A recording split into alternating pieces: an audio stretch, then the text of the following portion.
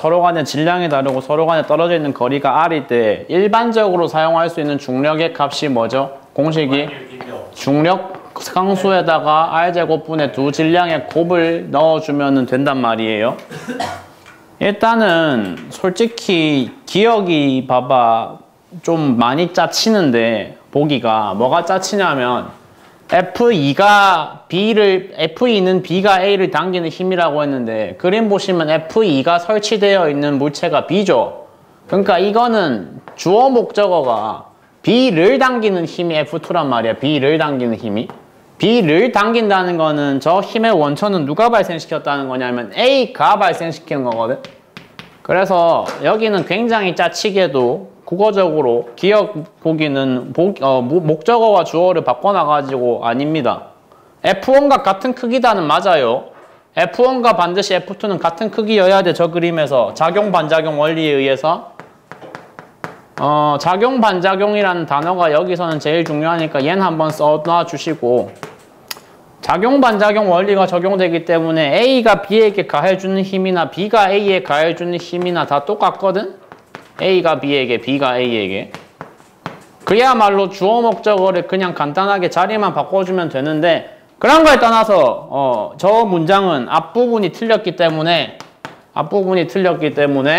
기억은 제껴야 된다. 그래서 답이 2번이 나오면 되거든요. 4초 때 부딪혀요.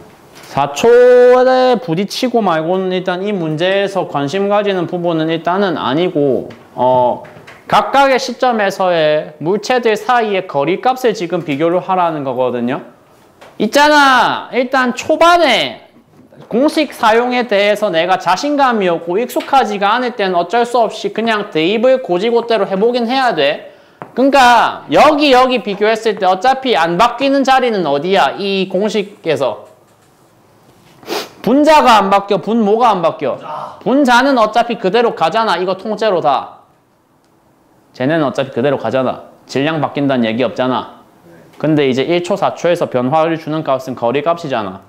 그러니까 일단 안 익숙한 사람 버전으로는 일단 생각을 이렇게 할 수밖에 없긴 합니다. 안 익숙한 사람들은 고지고대로 일단은 대입을 해가지고 밑의 경우에 중력값이 저렇게 될 거고 위의 경우에 중력값은 분자항은 다 똑같은데 분모만 이렇게 3배로 뻥튀기 되어 있는 형태가 되겠다. 라고 일단은 초심자는 먼저 처리를 해주시고 그러다가 아무리 초심자여도 다들 그래도 스마트하신 분들이 앉아 있으니까 지금 보다가 한 째려보다가 그런 생각을 이제 한번 해보는 거죠. 내가 만약에 여기를 힘 F라고 정의를 해준다면 비율상 밑에 게 얼마가 되겠다? 9F가 되겠다라고 저런 식으로 한 번씩 조금 더 간결한 표기법들을 시도를 해주시면서 점점 고인물과 같은 클래스로 올라갈 수 있으면 되거든요. 그러니까 단순히 그냥 이 공식 사용이 이 관점이 익숙해진다고 가정을 하면 그냥 거리값 보자마자 형태가 공식의 형태가 애초에 거리가 분모의 제곱으로 들어가 있으니까 3배만큼 가까워지면 힘의 크기는 몇 배가 돼야겠다라는 걸 바로 인식을 해줄 수 있으면 좋다.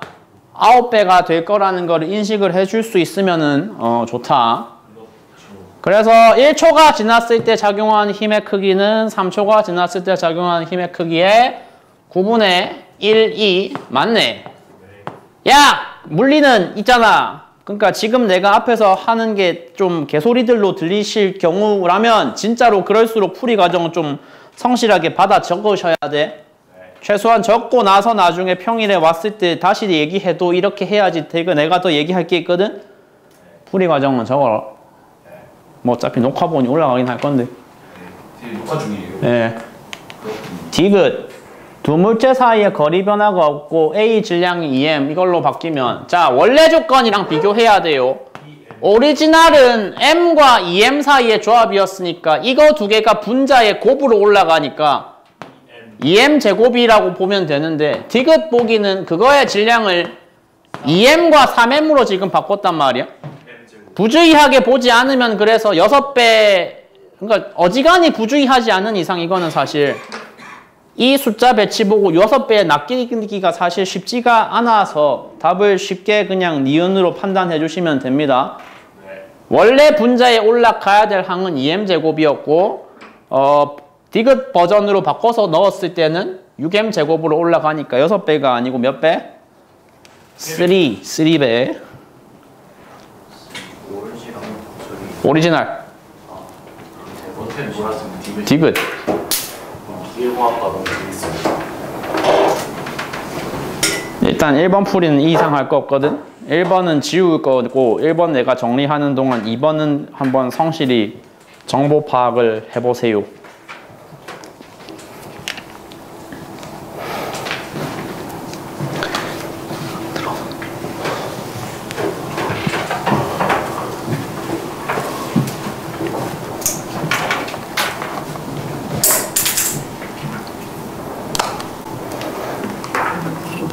소리 나는데. 문제 하나 찍을 때마다 껐다 켰다 하고 있어요 지금. 여기에서 조절하는. 아니 그러면 모든 사람이 힘들잖아. 자, 이번에 답은 손가락으로 들어봐. 예. 일단 답이 나오기에 답 4번이고 답 나오는 과정에서 가장 중요하게 사용해야 되는 공식은 1번씩. 뉴턴이라는 분이 만들어낸 가장 위대한 공식 1번식 이전에 일단 F는 MA거든요.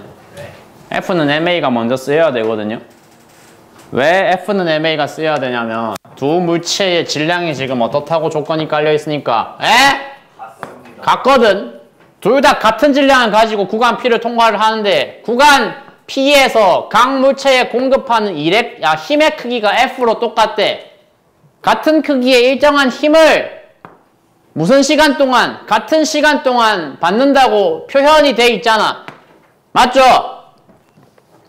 수학이든 물리든 공식을 사용해서 푸는 문제를 내가 좀 잘 뚫고 싶으면 항상 유연해야 되거든요, 사고가. 공식의 원본에 꼭 집착을 한다기보다는 문제 요구 사항에 따라서 그 공식을 나한테 더 유용한 형태로 적절히 편집을 할 수 있어야지 더 깔끔한 문제풀이가 가능해진단 말이야. F는 MA를 A 가속도가 m분의 F다라는 형태로 인식을 해 주시면 지금 이 문제의 그림 같은 경우에 양쪽 물체가 다 구간 P에서 경험하는 F의 크기도 같은데 그 F를 받아주는 질량의 크기도 같잖아. 결과적으로 두 물체가 경험하는 뭐가 같다는 얘기야? 가속도 값이 같다는 얘기죠. 가속도 값이 둘 다 뭐 일정한 가속도 A로 같을 거라는 거죠. 두 물체가 경험하는 가속도가 같아. 가속도가 같은 와중에 시간도 같다고 문제 조건에서 줬어. 그러니까 시간을 곱해주면 두 물체가 경험하는 A와 T의 값이 같아. 오늘 테스트 쳤던 등가속도 직선운동이라고 하는 주제의 1번식이 V가 V0 더하기 AT로 표현된다 이거였잖아. 제가 종종 쓰는 표현이 저기서 V0를 그냥 좌변으로 넘겨서 올바르게 인식을 한다면 이 공식의 인식 형태 자체가 그냥 A와 T, 가속도와 시간의 곱이 뭐의 변화량이랑 같다라고 처리를 해버리면 제일 좋다.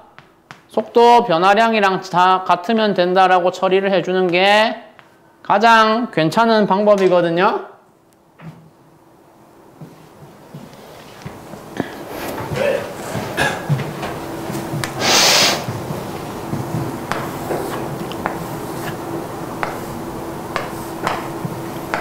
그래서 결과적으로 물체가 가에서 경험하는 델타 V 값도 나에서 경험하는 델타 V 값도 같다.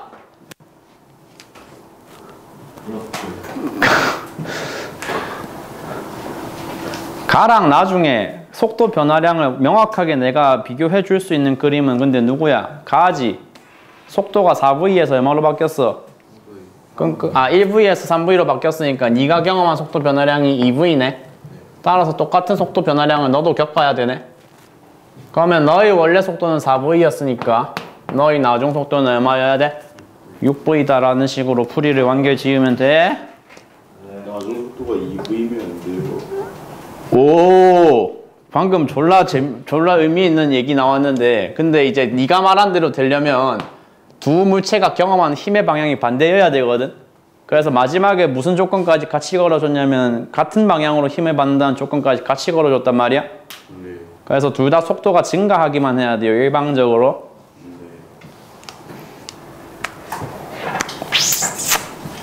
졸려. 아, 더워. 에어컨 트세요. 틀었잖아. 안녕히 주무세요. 녹화 중인데 쓸데없는 오디오 좀 넣지 마봐. 아, 그러니까 둘 다 힘을 증가하는 방향으로 받는다고. 자기 속도를 늘리는 방향으로. 무슨 F? 아, 이거? 아니, 여기에 들어간다고. 3번을 그렇습니다. 풀고 계시고 앞쪽에 칠판 지우는 동안, 그러니까 굳이 부연 설명 안 들어도 나는 물리 이 정도 수준은 하길 수 있겠다 싶으신 분들은 그냥 나한테 말 걸지 말고 답지랑 왔다 갔다 하면서 문제 풀어라. 일단 전 아니고. 아씨.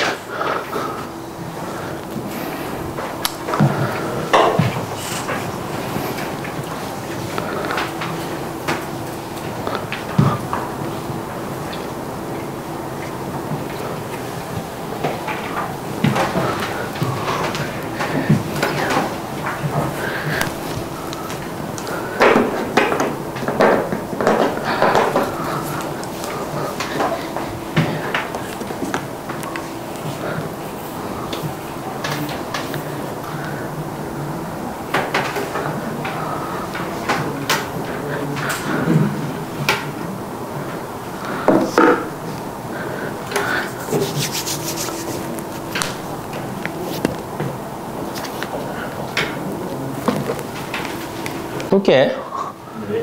푼다. 야, 여기서 운동에 참여하는 두 물체가 하는 운동은 둘 다 무슨 운동인데?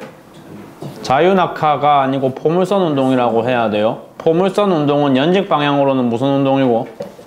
연직 방향으로 자유낙하 운동이 있고, 수직 방향으로 자유낙하 운동이고, 수평 방향으로 무슨 운동?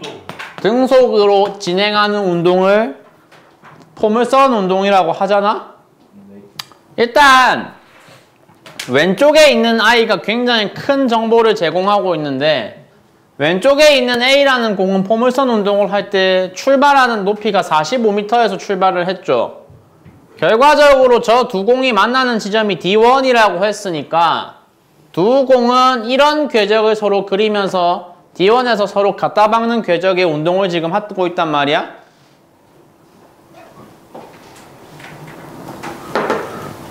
그러니까 공 A는 수직 방향으로 몇 미터 내려갔다?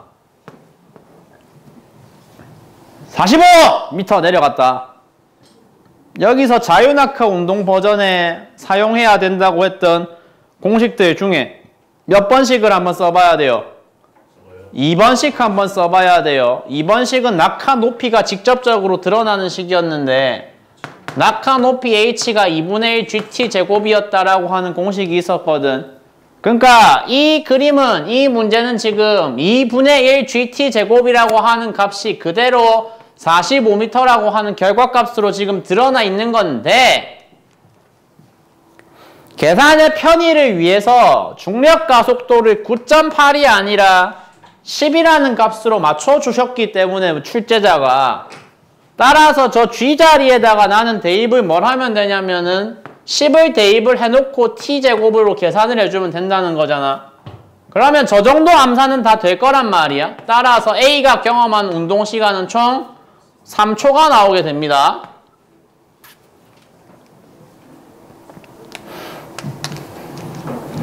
그런데 A 발사하고 나서 몇 초 뒤에 지금 B를 발사한 거죠? 1초 뒤에 B를 발사한 거죠. 그러면 A가 발사부터 충돌까지 경험한 A의 총 시간은 3초지. B는 그거보다 몇 초를 덜 겪은 거야. 1초 늦게 발사했으니까 니는 쟤보다 1초 늦게 1초 덜 경험한 거 아니야.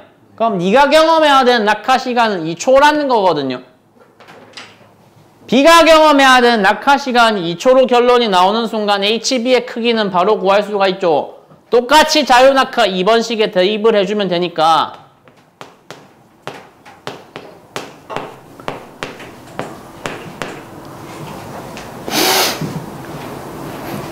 그래서 HB의 값은 일단 얼마가 나온다? 20m로 나와주면 됩니다.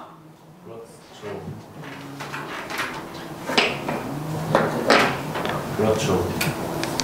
그 다음에 구하라고 하는 거는 VA와 VB라고 하는 각 물체가 수평 방향으로 만들어낸 그 등속 운동한다라고 하는 속도값이 얼마냐라는 거를 구하라고 하는데 자, 수평 방향으로는 등속 운동이라고 그랬으니까 등속 운동에서는 발생하는 거리 값은 그냥 순전히 고지고대로 어의 곱으로만 표현이 된다? 속력과 시간의 곱으로만 표현이 된단 말이야? 그러니까 나는 지금 밑에 요쪽을 읽어주면 A가 발생시킨 수평 방향 거리가 몇 미터인 걸 알 수 있어? 60m인 걸 알 수 있고 B가 발생시킨 수평 방향 거리가 20m인 걸 그쵸 알 수 있죠.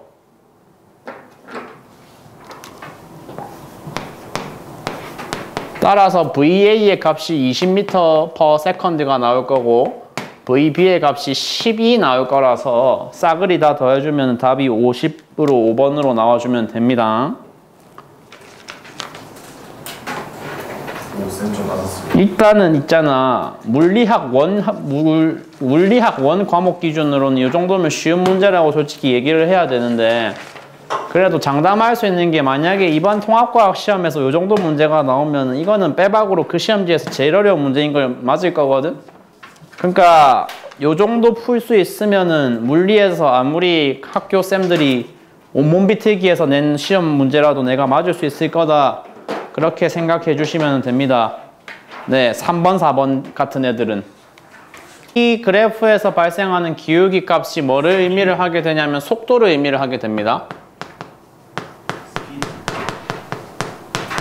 속도니까 굳이 표현하자면 영어 단어로는 스피드가 아니고 velocity라고 표현을 하시면 되고 지금 이 그래프는 B의 위치를 시간에 따라 나타낸 거라고 했으니까 생각해봐. 얘가 처음 이 그림에 나와 있는 조건대로 운동을 하게 된다면 당연히 누구하고 먼저 갖다 박을 거야? B. 그 이벤트가 그래프 어디에 반영되어 있어? 시간 언제일 때 반영이 되어 있어? 여기에 반영되어 있어. 그래서 이 T0에다가 한번 점을 찍어가지고 누구랑 누가 갖다 박았어요? BC가 서로 갖다 박았어요. 충돌을 했어요. 라고 생각을 해주시면 돼요. 네.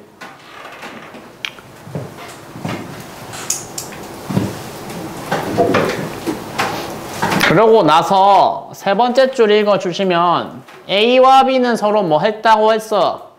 나중에 BC가 먼저 갖다 박은 이후에 AB가 나중에 충돌을 후속으로 하겠죠?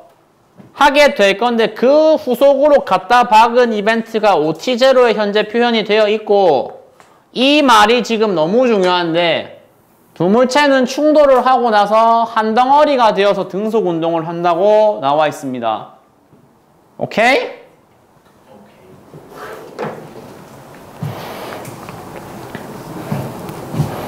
그러면 BC의 최초 충돌 전까지는 기울기를 우리가 읽어줄 수 있잖아. 0,0에서 시작한 그림이 직선이 2t0,4d를 지난다는 건 저 앞에 기울기 값이 t0분의 2d로 표현될 수 있다는 거에는 일단 다 지금 동의하겠지.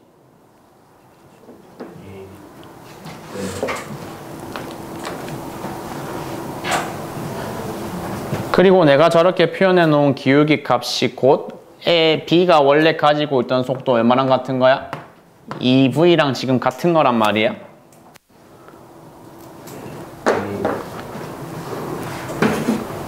야, 그러면 앞쪽의 기울기를 t0분의 2d로 내가 읽어냈으면 뒤쪽의 기울기도 읽을 수 있잖아.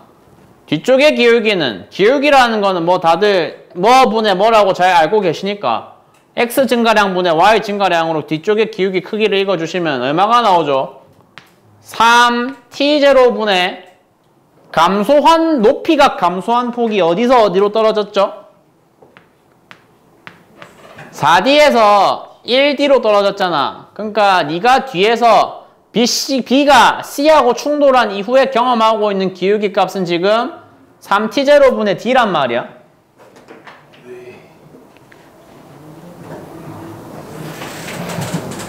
앞에 보시면 결과적으로 2V는 T0분의 2D인데 약분하면은 결과적으로 나는 V하고 T0분의 D 사이의 관계도 알아냈잖아.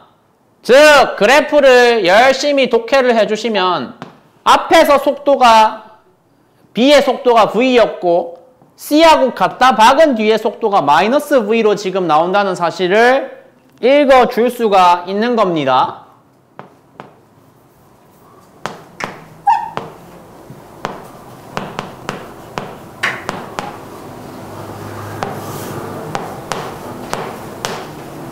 그림으로 표현하면 이런 거거든요.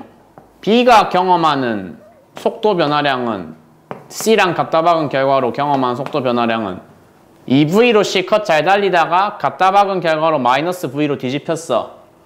그러면 C는 충돌하고 나서 속도 얼마로 앞으로 달려야 될까?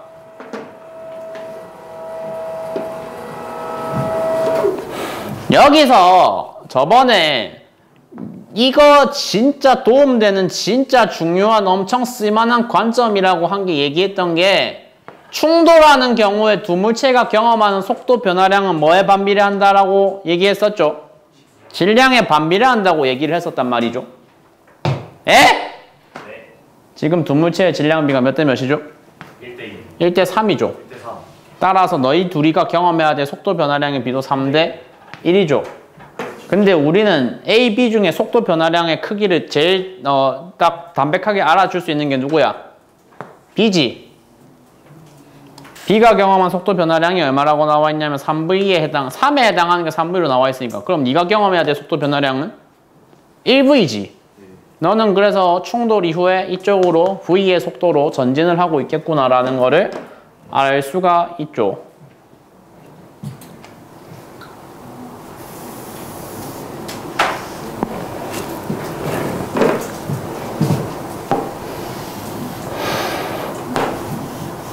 자, 여기가 하이라이트인데 그렇게 해서 이제 B는 누구랑 갖다 박아야 돼? 이제는 거꾸로 달리면서 A랑 갖다 박아야 되잖아? A랑 갖다 박아야 되잖아. 근데 A하고 B는 서로 충돌하고 나서 어떻게 운동했다라고 문제가 사전에 가르쳐 줬었어요. 한 몸으로 움직인대요. 한 덩어리로. 한 덩어리로 움직일 때의 기울기마저도 나는 뭐 할 수 있어 지금? 알 수 있잖아. 저 기울기는 얼마야? 3t0분의 1d만큼 증가했으니까 아까 내가 t0분의 d가 1v라고 알아낸 관계를 한 번 더 이용하면 AB가 서로 충돌 후에 같은 덩어리로 붙어서 운동할 때의 속도값을 얼마라고 알 수 있어? 3분의 1v라고 알 수가 있거든? 따라서 AB는 지금 충돌 전에 어떤 상태였냐? A의 질량을 모르는 게 지금 포인트잖아. A의 질량을 모르는 상태에서 얘네가 갖다 박았어. 갖다 박은 결과 A 질량에다가 B의 질량인 M이 더해진 상태로 속도 얼마로 달려야 된다는 건데 3분의 V로 달려야 된다 이거 아니에요. 여기에도 똑같은 거 한번 더 써먹으면 됩니다. AB가 충돌할 때에도 그들 사이에 뭐랑 뭐의 비율은 질량의 비율은 반드시 뭐를 반비례로 따라가야 된다? 속도 변화량을 반비례로 따라가야 됩니다. 지금 같은 경우에는 알고 싶은 게 질량이고 알 수 있는 게 델타 V죠. A는 경험한 속도 변화량이 얼만데? 원래 속도가 플러스 V였고 충돌 결과 바뀐 나중 속도가 얼마야? 3분의 1이잖아. 그럼 네가 경험한 속도 변화량은 3분의 2V라고 적으면 되고 그때 동시에 B가 경험한 속도 변화량은 얼마나 적으면 돼? 너는 속도 얼마에서 마이너스 V에서 충돌 결과 도착한 속도가 3분의 V니까 방향이 아예 뒤집혔으니까 네가 경험한 속도 변화량의 크기는 3분의 4라고 쓰면 돼. 따라서 질량비는 몇 대 몇이야? 2대 1이니까 네가 질량 EM을 가져가 주면은 되는 거야. 네.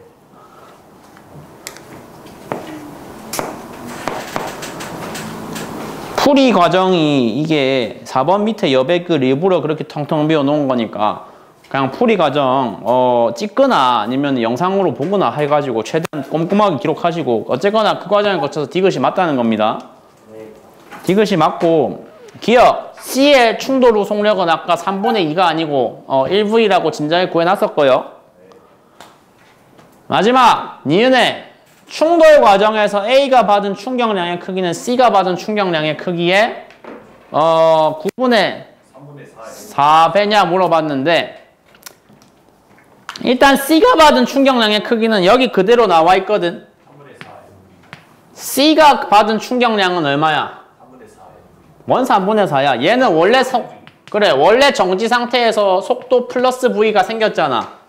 야, 외워라. 충격량이라는 거의 정의는 뭐의 변화량이냐면 운동량의 변화량이고 운동량의 변화량은 어떻게 표현 가능하냐면 그 물체의 질량에다가 속도 변화량을 곱해서 표현 가능하거든. 그래서 얘가 경험한 질량값이 3m이고 경험한 속도 변화량은 얼마였으니까? V만큼이었으니까 네가 경험한 C가 경험한 충격량은 3mV라고 적으면 된단 말이야.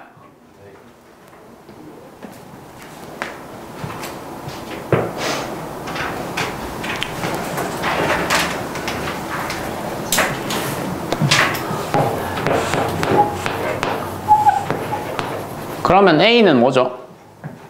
A는 질량 2m짜리가 원래 속도 플러스 V로 달리다가 최종 결과가 얼마냐면 최종 결과가 3분의 1로 떨어진 거잖아. 3분의 4. 그러니까 A가 경험한 질량 곱하기 속도 변화량은 2m에다가 맞죠? 속도 변화량 3분의 2V를 곱해주면은 네가 경험한 충격량의 값은 3분의 4V가 나오겠죠. 그래서 디귿 보기에서 마지막으로 비교하라는 거는 저거 두 개 비교하라는 겁니다. 빠진 거 아니에요? 네? 아, 네. 적을게요. 네.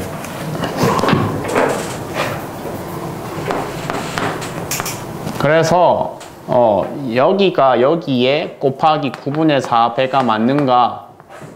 맞다는 거죠. 3에다 9분의 4 곱하면 3분의 4가 나오니까. 네.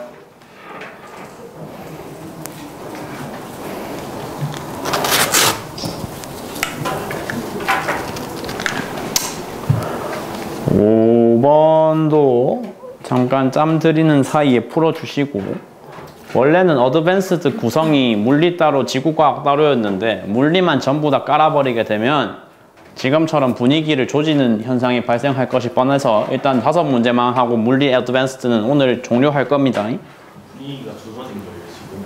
대충 앞에서 보기엔 그런 것 같은데요. 예? 그냥 뭐? 그냥 이해가 안 돼요. 누가? 저희 아 조용히 해라. 미안하다.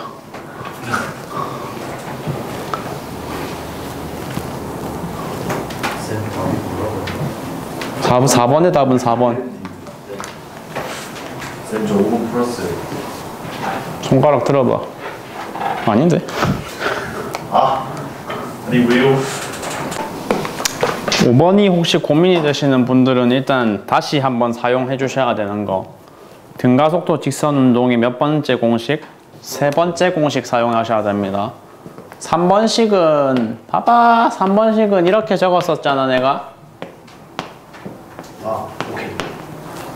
우변을 그래서 어떻게 인식하라는 얘기 저번에 한번 했었냐면 변화량을 사용해서 속도 제곱의 데이터량이다. 속도 제곱의 변화량 값이다. 이렇게 서술을 해주시는 게 보다 더 간결한 형태고 정말 끝까지 들어갔을 때 이 3번식을 정말 올바르게 사용을 해먹고 싶다면은 어차피 등가 속도라는 조건이 깔린 시점에 저 주황색 괄호 내부가 싹 다 상수로 통일이 된다는 거를 이용을 해서 단순히 그냥 뭐가 뭐랑 비례한다.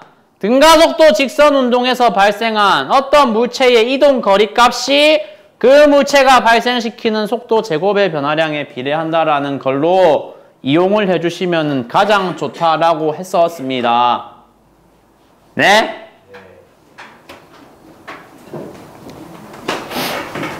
다 맞았어. 뭔 소리냐면요. 지금 내가 보라색으로 그어버리고 있는 저 자리를 출발선이라고 봐주시면 출발선에서는 저 물체 속도가 얼마지? 정지 상태에서 출발했으니까 얘 속도 0에서 시작했지.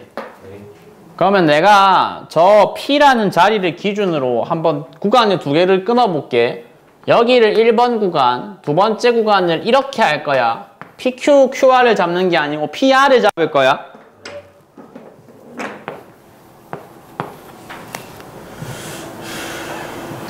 그러면 1번 구간에서 발생한 거리값은 L인데 그 거리값에 의해서 발생한 속도 변화량을 내가 한번 여기서 임의의 속도 V를 가진다고 미지수를 한번 놔볼게.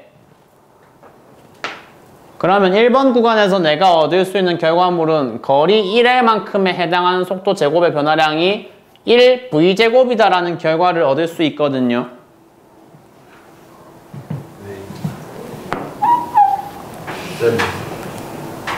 근데 1번, 2번 구간 비교하면 2번 구간에 발생한 거리값은 얼마야?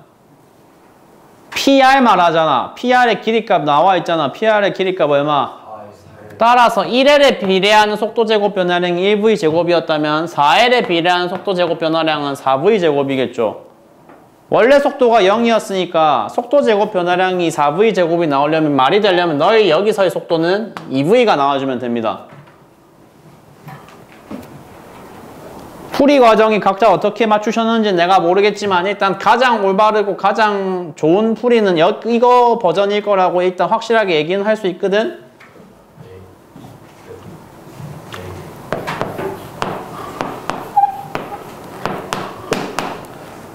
야, 그래서 I1이 충격량의 본질이 뭐라고? 운동량의 변화량이고 질량 곱하기 속도 변화량이랬잖아. 어차피 지금 I1이든 I2든 이 물체가 질량 자체는 계속 같이 갈 거 아니야. 상수로 갈 거 아니야. 그럼 나는 각 구간에서의 뭐만 비교하면 돼? 속도 변화량만 알면 돼. 1번 구간의 속도 변화량이 얼마야? 0에서 V 됐으니까 1V지. 근데 2번 구간의 속도 변화량은 얼마야? 2V에서 1V에서 2V 됐잖아. 그럼 똑같이 V지. 결론이 뭐냐? I1, I2가 같다. 따라서 답은 1번이다. 네. 왜요? 저 있잖아요. V를 그냥 루트 n분의 n. 그래서 생성 순서는 실제로 나에서 가가 맞죠? 있잖아. 이제 조금 편견 가지시는 부분들 중에 한 개가 내핵, 외핵, 멘틀 지각이 있을 때 내핵이랑 지각이 단단한 고체고 외핵은 액체라고 했고 멘틀은 고체야. 고체는 고체인데 살짝 녹아있는 반쯤 녹아있는 부분 용융된 고체라고 했기 때문에 뭔가 느낌상 밀도가 얘 두 개가 밀도가 좀 낮아야 될 것 같은데 생각을 하실 수가 있는데 아닙니다. 그냥 고민할 필요 없고 무조건 밑으로 갈수록 밀도가 무조건 큽니다. 지각이 밀도 제일 낮아요.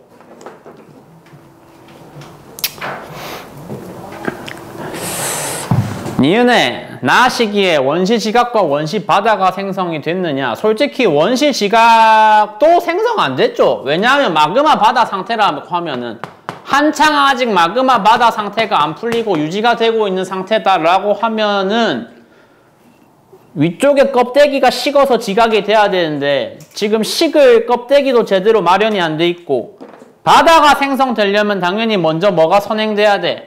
그 물이 고일 수 있는 땅바닥이 먼저 선행돼야 된단 말이야. 이러나 저러나 나 시기는 원시지각 원시바다가 생성되기에 매우 부적절하거든. 그래서 니는 틀렸고요.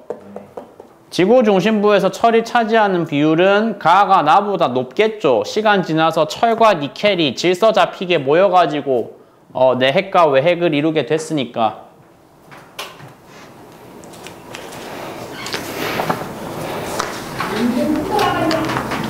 재미없네. 7번. 왜 재미없어요? 네? 왜 재미없어요? 지구과학이 아까 했던 물리학에 비해서는 훨씬 재미가 덜한 것 같은데 그렇지 않나요? A가 무슨 권? 대륙권. 기권의 성층구조는 지금은 다 알고 계셔야 되는 건데 B가 무슨 권? 성층권. C가 중간권. D가 열권인데 그나마 얘가 이 재미없는 단어는 단순한 암기 나열 정도밖에 안 되는 문제를 조금 성의 있게 디자인한 흔적이 어디서 보여요? 여기서 보여요. 이렇게 꼬불꼬불해요. 가로에 있는 단어가 뭐야? 파장이라고 나와 있어. 파장. 이게 이제 중간 시험 때 다 쳤기 때문에 그 단어 자체는 까먹고 계시면 안 되는데 가시광선에서 색깔의 끝과 끝부분이 뭐가 있다? 적색과 자주색이 있고 뭐가 더 파장이 짧은 쪽이야? 자주색이 짧은 쪽이야? 적색이 짧은 쪽이야? 자주색이죠. 그래서 이게 지금 뭘 가르쳐주고 있는 거냐? 기형은 이은 디귿이 각각 가시광선, 자외선, 적외선 중에 하나다 이렇게 얘기를 하고 있는데 가운데 있는 얘가 우리 눈에 보이는 가시광선 영역대인 걸 확인을 했을 때 가시광선보다 더 파장 짧은 게 자외선이다, 적외선이다? 자외선이다. 적외선이라는 단어가 자꾸 어디서 나오는 거야? 자외선이다. 그리고 가시광선보다 파장 긴 게 당연히 뭐다? 적외선이다. 니 저번 주에 내가 경고했지? 니 이번 주엔 진짜 전화한다. 아니 쌤. 아니 닥쳐라. 다 관심 없다. 닥쳐. 됐고 여기서 오존층이 흡수하는 대상이 뭐야? 오존층이 흡수하는 대상이 자외선이고 굳이 저것까지 외울 필요는 없긴 한데 오존층이 우리를 안전하게 보호해 줄 수 있는 배경은 자외선을 거의 저기 나와 있다시피 몇 프로 흡수해서 100% 다 흡수를 해주기 때문이거든요.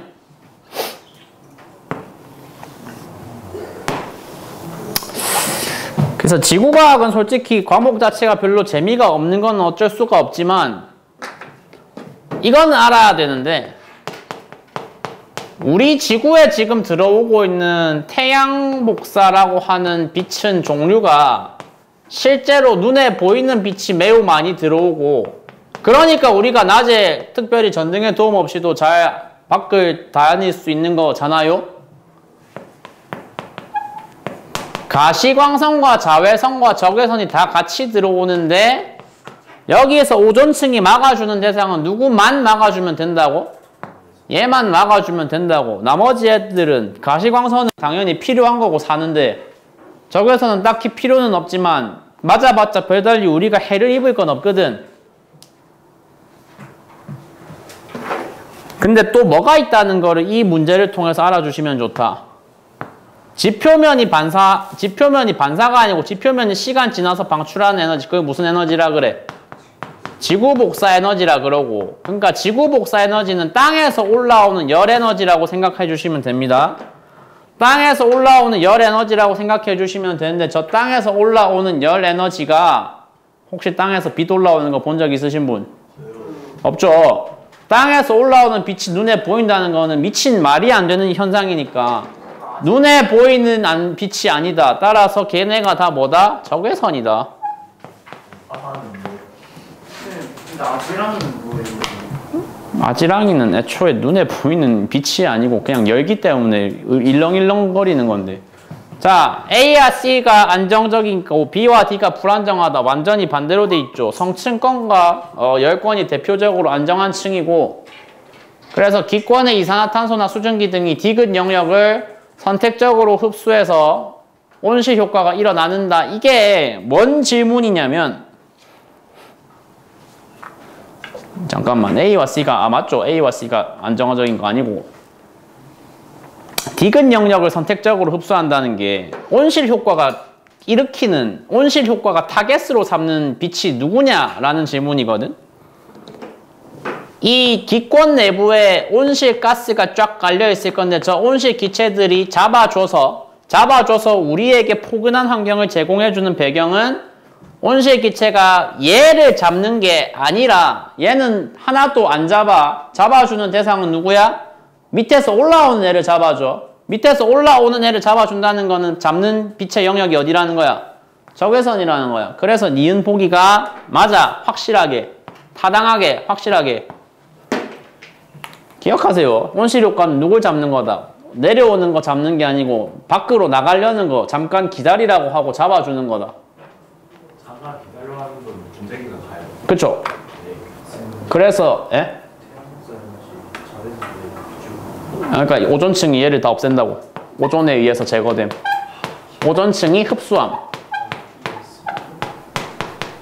그리고 디귿이 그래서 태양에서 오는 자외선은 거의 흡수되고 가시광선은 대부분 지표에 도달한다. 굳이 배경 지식으로 외울 거는 아니고 머리에 그래프를 독해를 해주시면 알 수 있는 부분이었습니다. 오존층이랑 저 이산화탄소 잡는 건 같다. 다르다기보다는 포함이 되는데 얘가 생각보다 하는 일이 좀 많거든? 온실기체 종류가 총 6가지 종류가 있어. 니네가 해야 될 범위에서 외워야 되는 게. 근데 안 나올 거라고 생각하긴 하는데 굳이 리스트를 적어 주시자면 일단 얘가 무조건 들어가고 의외로 얘가 들어가고 메테인도 들어가고 여기에 오존이 포함이 돼요. 나머지 2개가 이산화질소라고 하는 겁나 마이너한 기체랑 그리고 프레온가스 흔히 에어컨이랑 냉장고에 쓰는 그 냉매 요거 6개 종류가 대표적인 온실가스입니다. 오포는요? 네? 오포는요? 오포는 없고요. 그래서 답은 4번이고 니은 디귿을 동그라미를 치시면 되겠고 실시간 몇 시에요? 8시 반에 드릴 것 같고 8번은 푸신 분 이게 손가락 들어봐. 몇 번 넘은 냉. 네.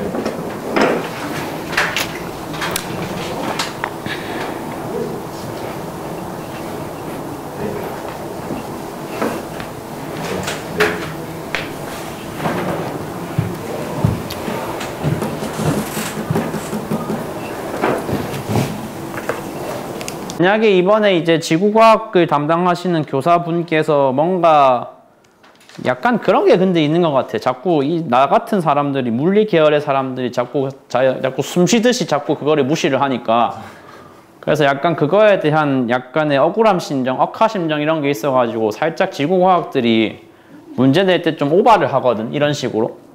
그래서 지구과학에서 좀 킬러급, 준킬러급 1개 정도는 각 학교에서 나올 거라고 생각하시면 되겠고 개인적으로 느끼기에 지구과학인데도 인정할 수밖에 없는 퀄리티의 문제는 일단 10번입니다. 9번은 뭐 그렇게까지 대단한 건 아니에요. 이거는 독해만 잘하면 그래프 독해만 잘하면 돼. A판은 시간이 2010년에서 출발해서 2020년대로 점점 시간이 흐르면 흐를수록 이동 방향이 어느 쪽 계열로 가고 있다라고 지금 말하고 있어. 동서를 따지면 서쪽으로 가고 있어? 동쪽으로 가고 있어? 어디로 가고 있어?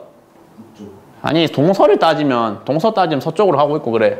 맞죠? 이쪽으로 가고 있고 북남을 따지면 어디로 가고 있어?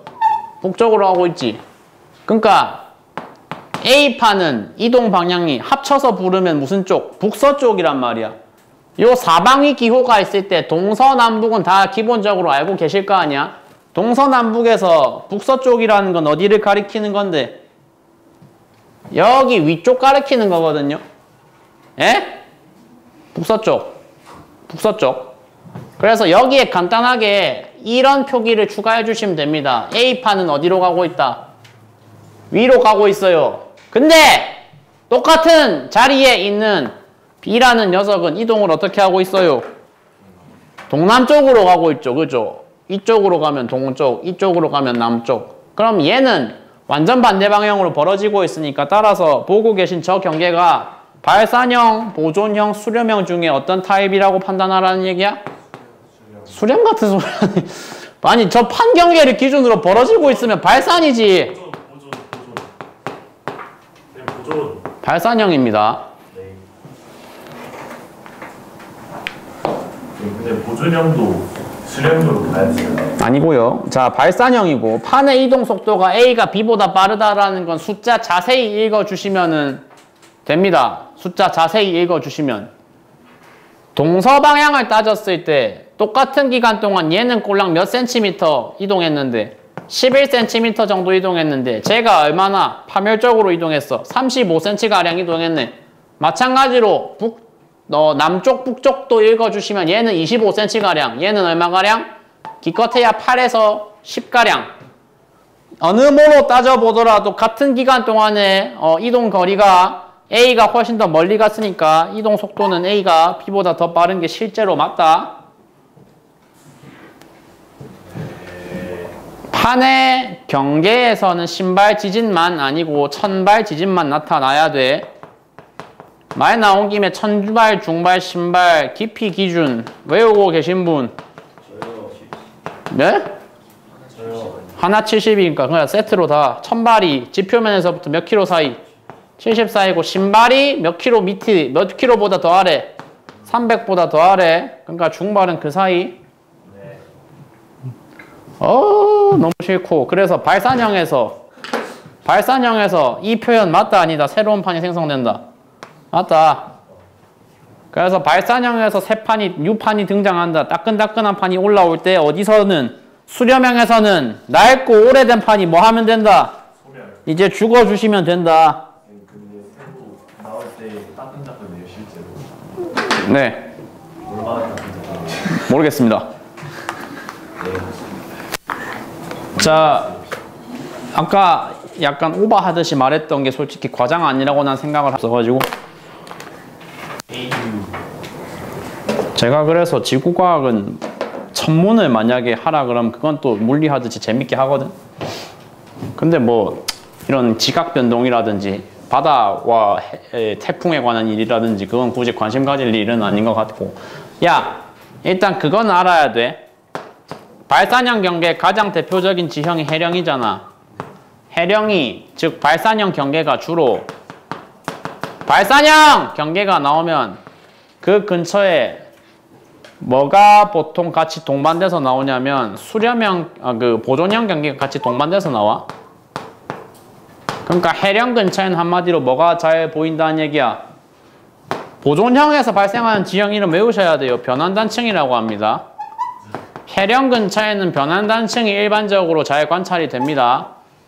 실제로 대서양 중앙해령이라고 하는 가장 유명한 타입의 해령에서도 보면 발산형 경계, 해령의 라인이 계속 이렇게 내려가고 있단 말이야. 뚝뚝 끊겨서. 뚝뚝 끊겨가지고 그 뚝뚝 끊겨있는 사이사이 부분을 전부 다 뭐로 지금 분류를 하고 있냐면은 노란색 라인이 뭐일 때? 노란색 라인이 해령일 때 보라색 라인을 뭐라고 보고 있냐면은 보라색 라인을 변환단층으로 보고 있어요. 엇갈린다는 거죠. 저 보라색 라인의 경계로. 왜냐하면 각 해령에서 판들이 벌어지는 속도라는 게 전부 통일되어 있지가 않다 보니까. 그래서 여기서 비비고 여기서 비비고 해령과 해령의 경계선에서는 일반적으로 판들이 서로 비빌 수밖에 없는 형태가 나온단 말이야. 다시 얘기하는데 이렇게 저렇게까지 극단적으로 직교하진 않지만 실제 지도상에서도 보면은 이렇게 교차해 있다고. 해령과 변환단층이. 예? 그래서 지금 저기서 구분하라는 건 두 개죠. 두 가지 중 한 가지를 선택하라는 거죠. 만약에 이게 해령이면 저 두 줄이 해령이면은 남은 세 줄이 뭐가 된다? 변환단층이 된다. 혹은 저게 경우의 수 1번이고 혹은 보라색이 발산형일 때 빨간색이 변환단층이다. 둘 중 하나를 골라라 이거잖아. 색깔로 구분할게. 그러니까 첫 번째 케이스가 빨간색이 변환단층 수렴형이고 보라색이 뭐가 되는 거? 해령이 되는 거였고 두 번째 케이스가 보라색이 변환단층, 빨간색이 해령이 되는 거란 말이야. 그러니까 결과적으로 이지선다죠, 이지선다. 둘 중에 뭐가 맞는지만 판단 잘 내려주시면 됩니다. 그 판단 내릴 수 있는 근거가 어디 나와 있냐면 나 그래프에 나와 있다는 거잖아요.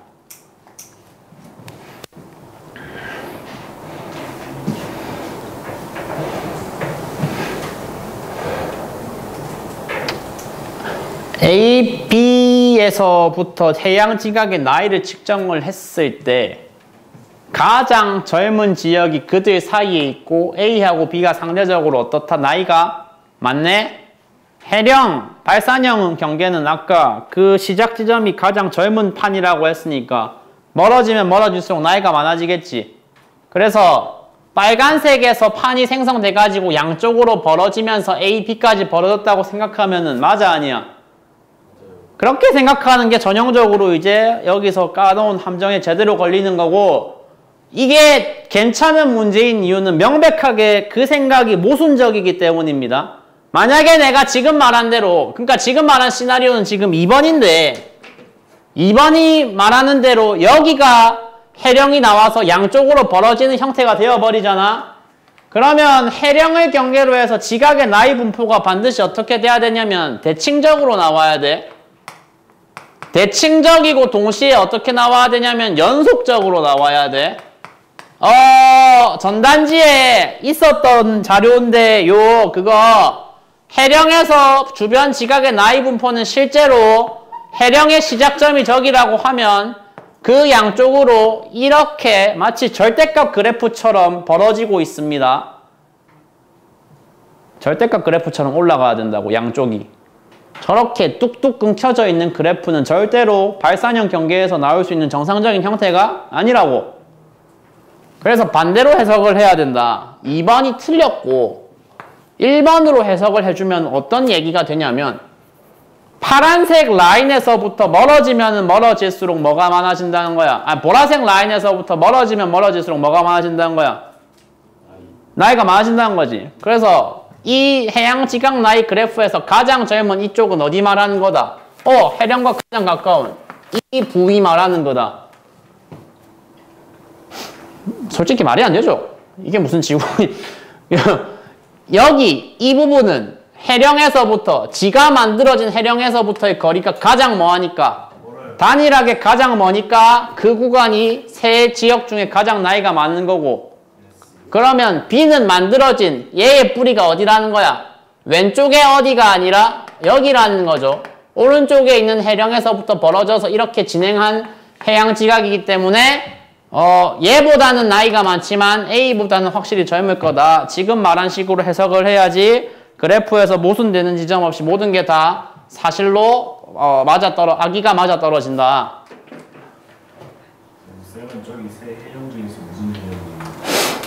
그래서 X에서는 화산 활동이 활발하냐고 했는데 해령에서는 X가 해령이 아니고 변환단층이죠. 변환단층에서는 화산 활동이 잘 터져요, 안 터져요? 보존형 경계에서는 화산 활동 안 터지고 뭐만 터져요? 천발 지진만 터지죠.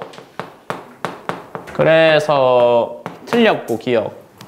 그래서 저기에 있는 라인 Y 지점이 뭐에 해당한다? Y 지점이 발산형 판경계에 해당한다가 아니죠. 보존형인 거 이미 변환단층인 거 이미 결론을 냈고, 그래서 사실 보기 디자인은 되게 잘한 게 A가 속한 판은 이렇게 내려가니까 남동쪽 맞고 B가 속한 판은 이렇게 올라가고 있으니까 북서쪽 맞다. 그래서 답이 2번으로 나오면 됩니다. 쉬는 시간